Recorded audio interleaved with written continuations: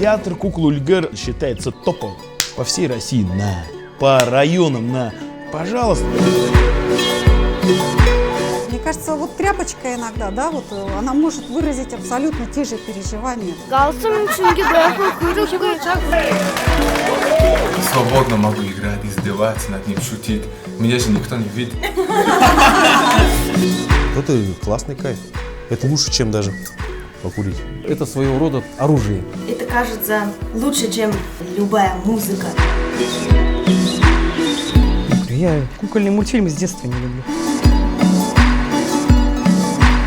Нормальные люди только работают в театрах, а не от мира всего. Я тоже не от мира всего.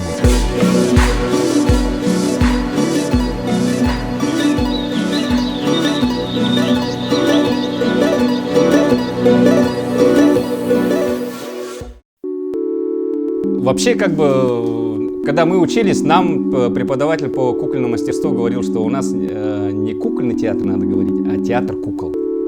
Вот есть разница, да? Кукольный театр — это вот маленький театр, да? А театр кукол — это театр, где играют спектакли куклами. Кукольник — это вообще штучная профессия. Люди, которые привыкли себя выносить на показ, на вот это вот «я», вот смотрите, «я», ему как раз противопоказано в куклах. В куклах сначала ты должен это понять, что происходит с персонажем, и потом уже, когда ты куклу научишь верно поворачиваться, верно говорить, интонацию, себя надо как можно меньше убрать практически себя. Живет только она.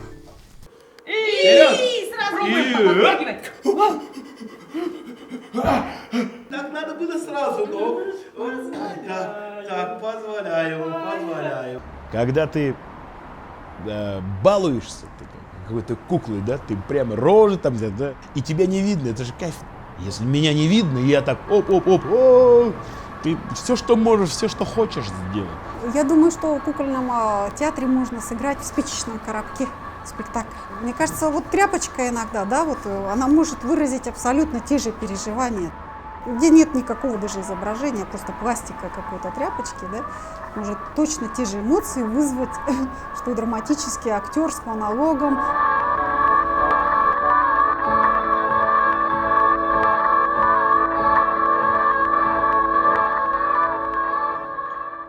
Что за жесть происходит? Жесть из жестей.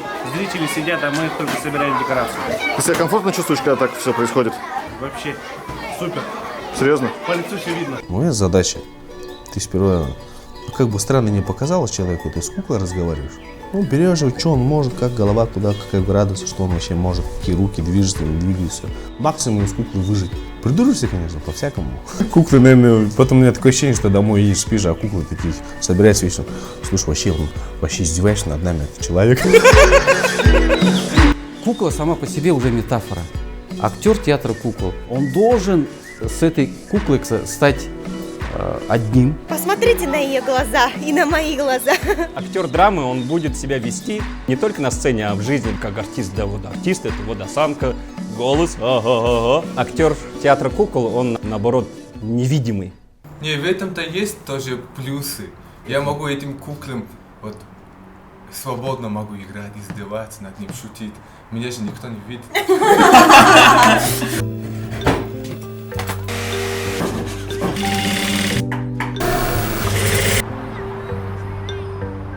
Мы отличаемся от всех театров. Мы же буряты, мы же этно.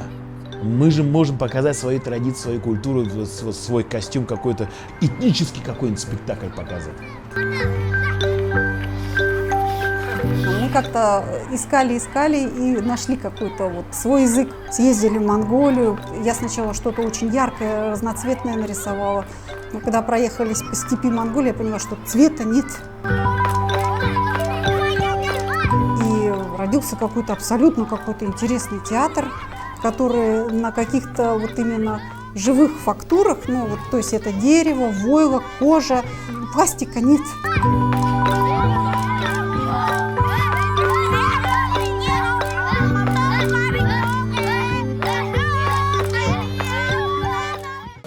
А кулисы так вешают, задник убирать? У нас задника нету на самом спектакле. Не надо убирать? У нас периодически в театре начинает именно в это время либо супом пахнуть, мясом или картошкой жареной. Когда ты у себя в Улигер играешь, ты свою площадку полностью знаешь. Там, ты знаешь даже, где там гвоздик чуть-чуть не прибить, да? Поднять ее надо, да? Ты можешь прийти за 5 минут до спектакля, накинуть, звонок уже идет, ты накидываешь и просто берешь куклу, не глядя выходишь.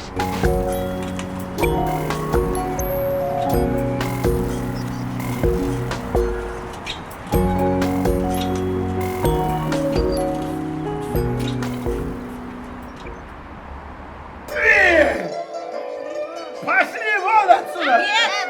Пошли вон! Пошли вон! Когда я репетирую, я кайфую. У меня вообще бывает, что как начинается постановка, я не сплю. Потому что если я засыпаю, мне приходит какая-то мысль, я сажусь, я ее записываю, я зарисовываю, потом опять ложусь, опять что-то. И у меня бывает, что я не сплю месяцами. Но это самое кайфовое время. Что я говорю? Что я говорю? Я еще не доиграл. Что я говорю? Тебе сцена спереди.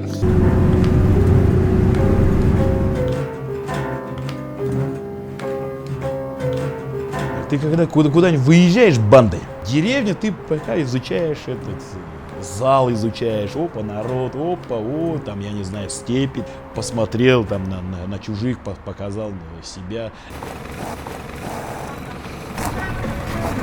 У нас нету такого, что ты каждый день просыпаешься в 6:30, одеваешься в форму, делаешь банковские прически и идешь каждый день делать одно и то же. Как вам гулянки? Мне кажется, это неинтересно для меня.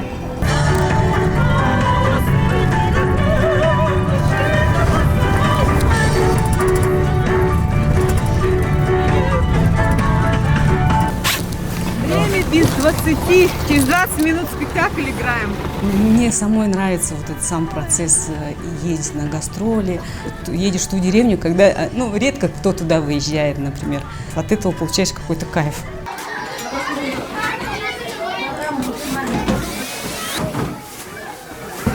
Как говорил мой учитель, нет ничего невозможного. Стул главного героя. Богача, жадного. И вы его увидите воочию сегодня. Театр кукол может стать и театром сатиры, очень такой мощный. Вот, например, спектакль поставлен по мотивам оперы Бауи и Эмпилова «Чудесный клад». Там вообще, если читать, там вот Баир вот хотел жить хорошо, от него уходит, влюбился, женился, вот все там. И кайфуешь, и сам кайфуешь, там бараны прибегаются. Двигался, а это значит... Фу, а реже долго люблю. Даже в сегодняшних условиях, когда смотрим этот спектакль, то мы видим отображение сегодняшнего дня, как тяжело жилось там бедному человеку, как его угнетали наёны, духовенство.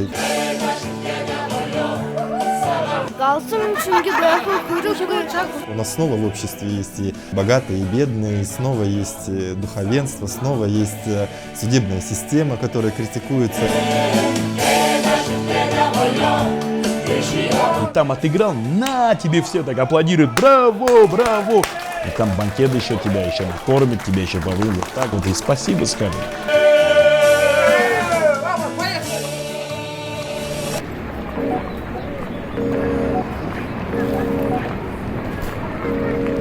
Эта работа, на мой взгляд, благодарная, она не скучная, работа не скучная.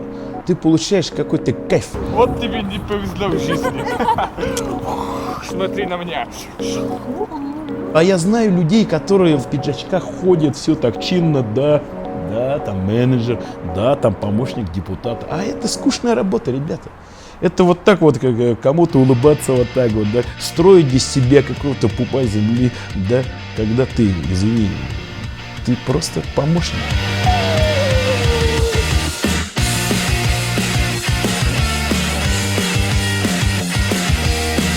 Офисные работники, я провожу им мероприятие, да, какую-то игру забацываю или что-нибудь. Они с удовольствием туда подтягиваются и просто кайфуют. Они отрываются. А они сидят в этих своих норах. Зашел в один кабинет, и в этом кабинете ты сидишь.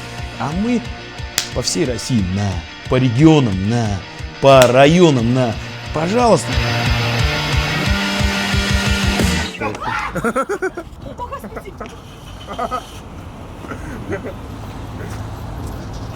Приходит на сцену, кайфует, забывает, потом говорит, заработную плату, точно, за это еще платят. И сцены разные, все везде разные, каждый раз все по-новому.